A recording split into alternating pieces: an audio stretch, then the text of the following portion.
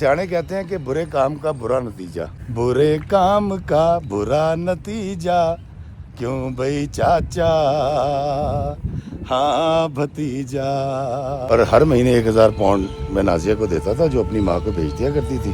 Gastro انٹالوجسٹ بننے کے لیے کوئی ڈگری لینے یو کے چلا گیا۔ ماں کو میں نے ایک کنال کا گھر بنا کے دیا تھا، گاڑی دی تھی، ڈرائیور تھا۔ کہتا میری ریٹا سے شادی ہو گئی، مسلمان ہو گئی، ایسا نماز پڑھتی تھی، روزے رکھتی تھی، کیونکہ وہ بھی ڈاکٹر تھی، میں بھی ڈاکٹر تھا۔ لیکن میری اماں کا کہنا تھا کہ نہیں، مجھے اپنی نسل کو آگے لے کے چلنا ہے اور تجھے وارث چاہیے۔ گاڑی سکٹ ہوئی ہے، سکٹ ہو کے لگی ہے اور بہت برا ایکسیڈنٹ ہوا، دونوں بے ہوش ہو گئے تو پتہ ہی چلا کہ ریٹا کی ڈیتھ ہو چکی ہے۔ السلام علیکم میرے عزیزو اقارب، میرے عزیزو، میں ہوں افتخار رفیع، پیارے پاکستان کے سٹی آف لو لاہور سے۔ دوستو، سیانے کہتے ہیں کہ برے کام کا برا نتیجہ، اور ہم زندگی میں کچھ کام اگر بری نیت سے کریں تو اس کا نتیجہ کبھی اچھا نہیں نکلتا، لیکن اچھی نیت سے کیے ہوئے کام کا ہمیشہ اچھا نتیجہ ہوتا ہے۔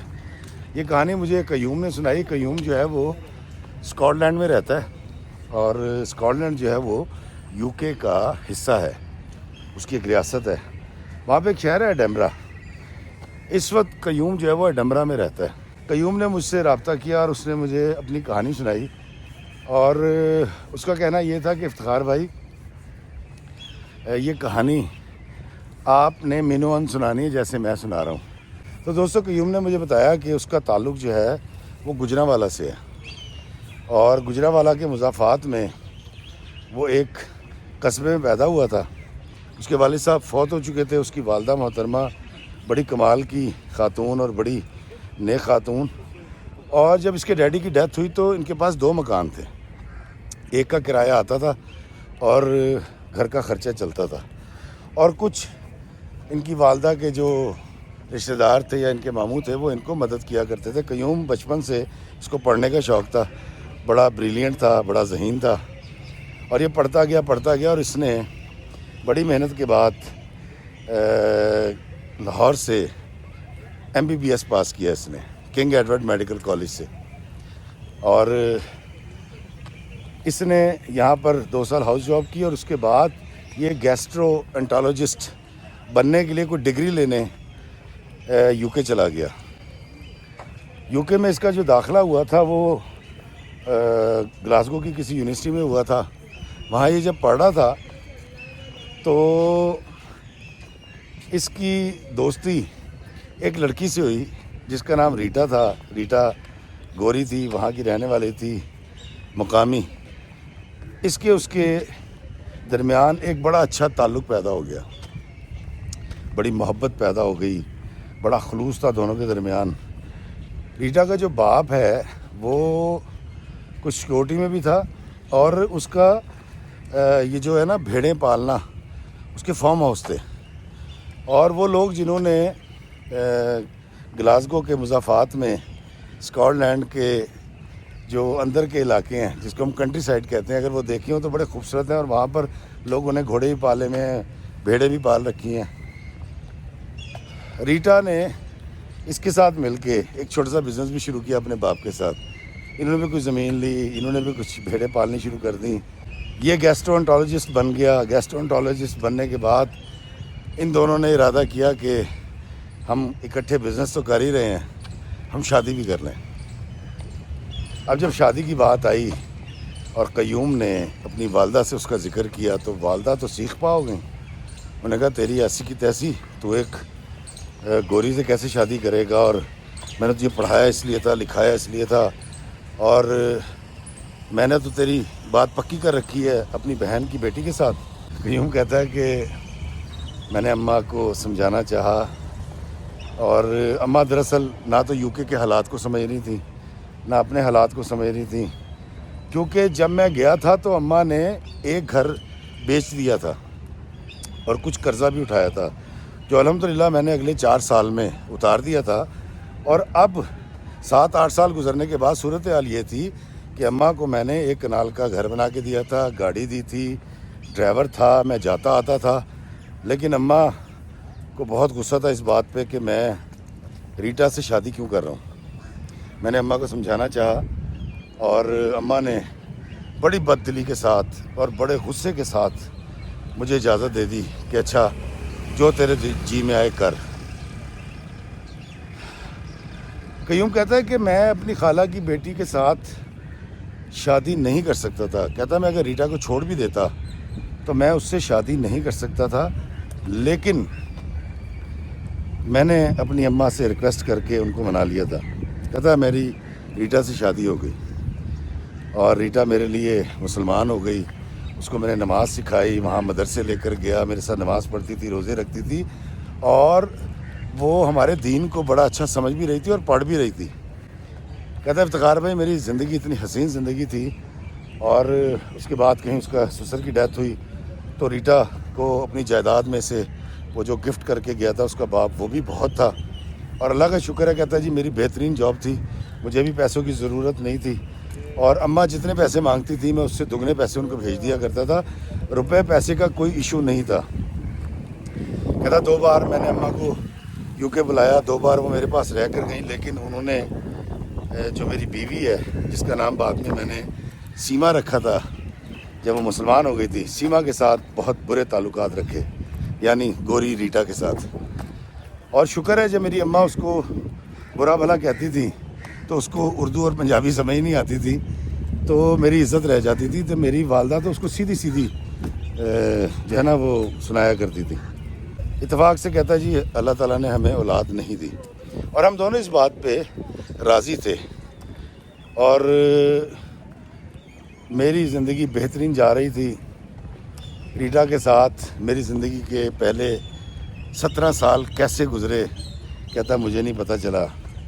اور کیونکہ وہ بھی ڈاکٹر تھی, میں بھی ڈاکٹر تھا, میں گیسٹرونٹولوجسٹ تھا, میری بیوی ریٹا جو ہے وہ گائنی کی ڈاکٹر تھی, اور ہماری زندگی میں سکون تھا, محبت تھی. ہمارا گھر بھی ایسی جگہ پہ تھا جہاں پر بادل بھی نیچے اتر آتے تھے, اور سبزہ تھا. جب برف ختم ہو جایا کرتی تھی سردیوں میں تو ایسا خوبصورت سبزہ تھا.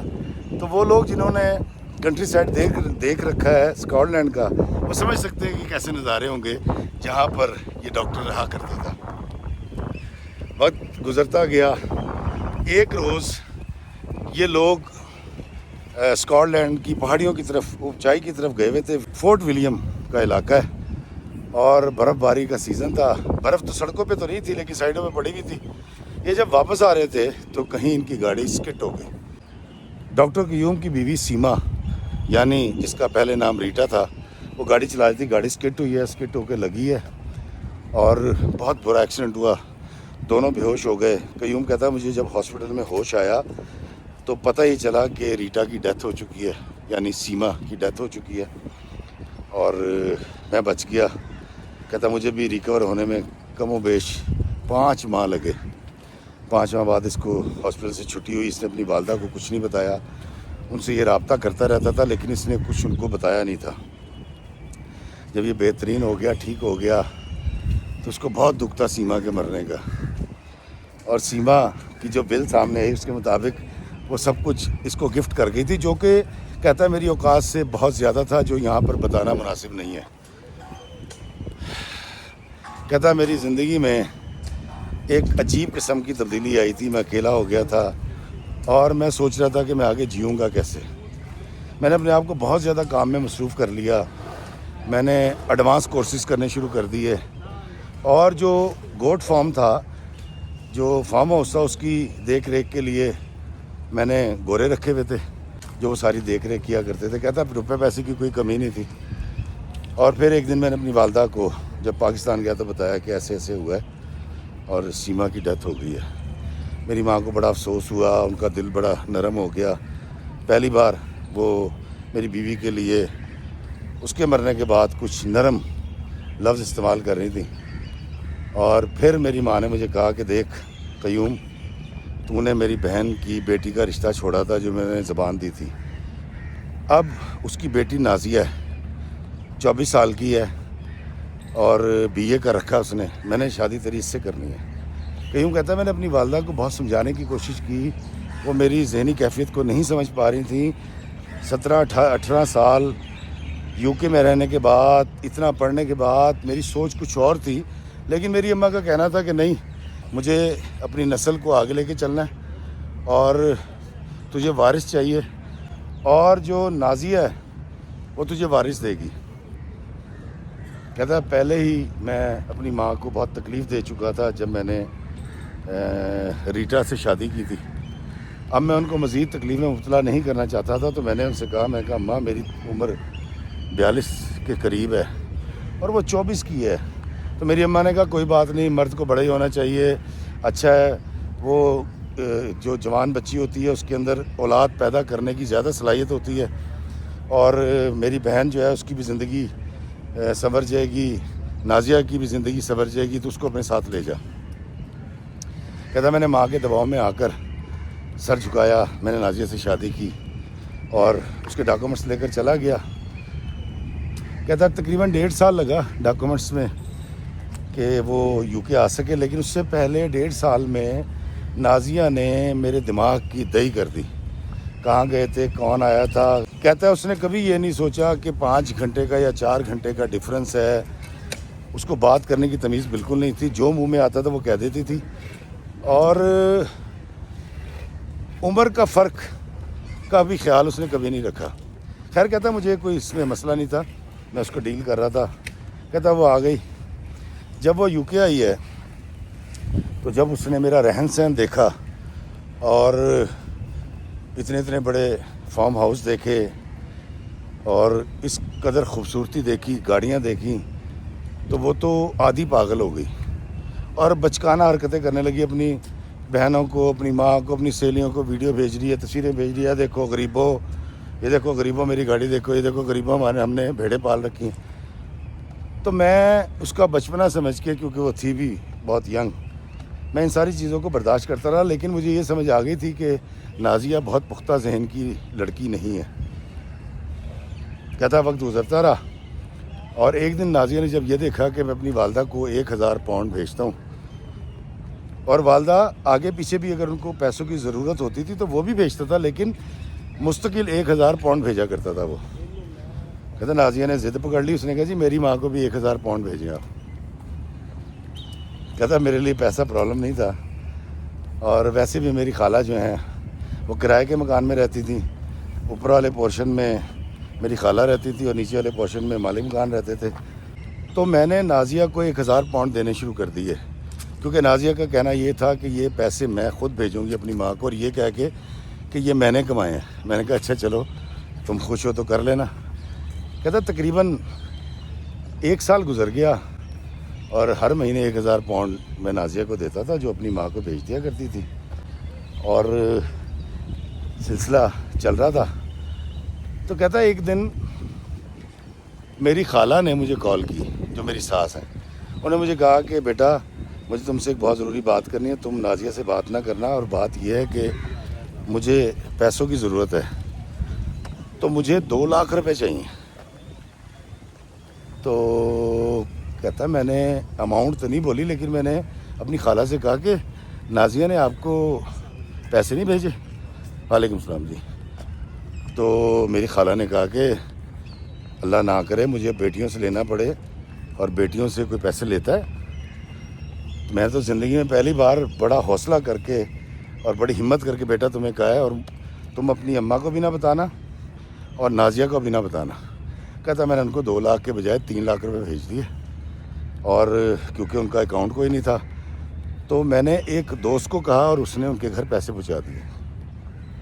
کہتا میں شام کو گھر آیا، میں نے آ کے نازیہ سے پوچھا، میں کہا نازیہ یہ جو تم اپنی امی کو پیسے بھیجتی ہو یہ کیسے بھیجتی ہو؟ تو اس نے کہا امی کا اکاؤنٹ ہے بینک میں اور میں ان کو پیسے بھیجتی ہوں۔ کہتی آپ کیوں پوچھ رہے ہیں؟ کہتا نہیں میں ویسے ہی پوچھ رہا تھا۔ تو کہتا جی مجھے اب بیوی نے جھوٹ بول دیا، مجھے شک گزرا کہ some thing is wrong in the bottom.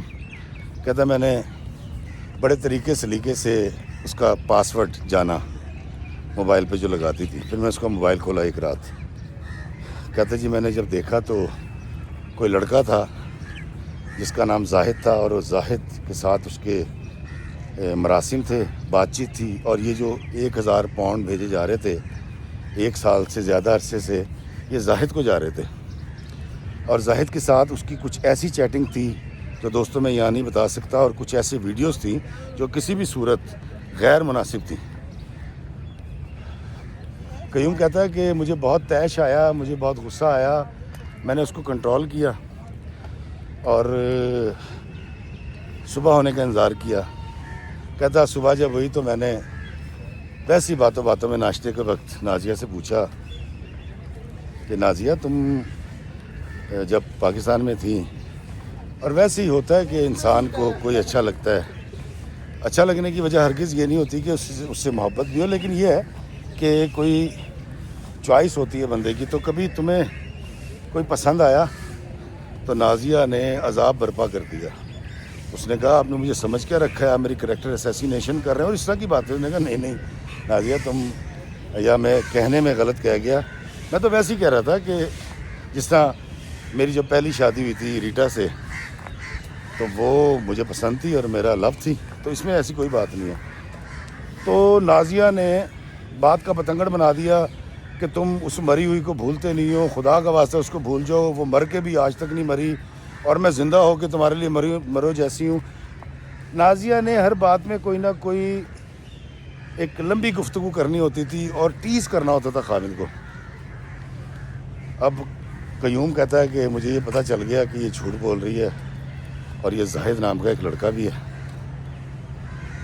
کہتا میں بڑا پریشان تھا کہ میری بیوی کن راستوں پہ چل رہی ہے، اور اگر اس کو کسی سے محبت تھی یا تعلق تھا تو اس کو مجھ سے شادی ہی نہیں کرنی چاہیے تھی۔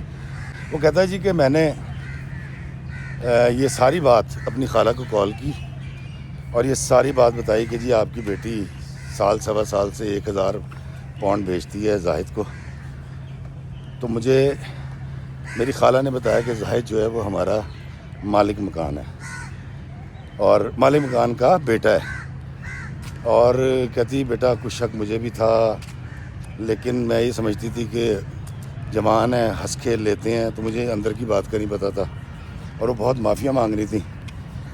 تو میں نے پھر اپنی خالہ سے کہا کہ آپ یہ بات کسی سے مت کیجیے گا، میں کسی مناسب وقت پر دوبارہ نازیہ سے یہ بات کروں گا۔ میری خالہ مجھ سے معافیاں مانگتے رہیں، روتی رہیں، فون میں نے رکھ دیا۔ اگلے دن کہتا جی میں جب اٹھا ہوں تو یقیناً پاکستان کے اندر 1:30 بج چکا تھا دوپہر کا، تو کال آئی ہے کہ خالہ کی ڈیتھ ہو گئی۔ دوستو اس کہانی میں آگے کیا ہوا، قیوم نے طیش میں آ کے، غصے میں آ کے خود پہ قابو کیا یا نازیہ سے بدلہ لیا، یہ جاننے کے لیے انتظار کیجیے اگلی ایپیسوڈ کا، جس میں آپ جان پائیں گے کہ اس کہانی کا انجام کیا ہوا۔ مجھے دیجیے اجازت اس دعا کے ساتھ کہ اللہ میں آسانیاں عطا فرمائے اور آسانیاں تقسیم کرنے کا شرف عطا فرمائے، آمین۔ السلام علیکم ورحمۃ اللہ وبرکاتہ۔